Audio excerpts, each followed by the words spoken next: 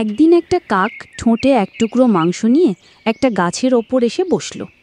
একটা খ্যাঁকশিয়াল তখন জঙ্গল থেকে বেরিয়ে সেখান থেকে যেতে গিয়ে ওই গাছটার নিচে এসে খানিকক্ষণ দাঁড়ালো।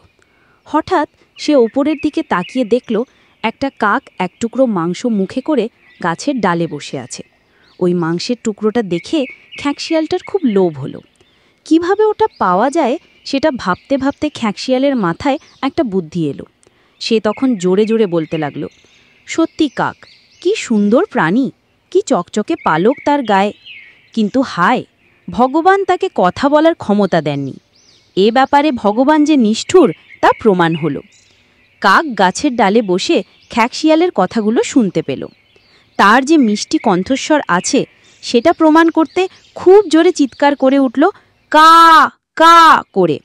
আর সঙ্গে সঙ্গেই মাংসের টুকরোটা তার মুখ থেকে মাটিতে পড়ে গেল।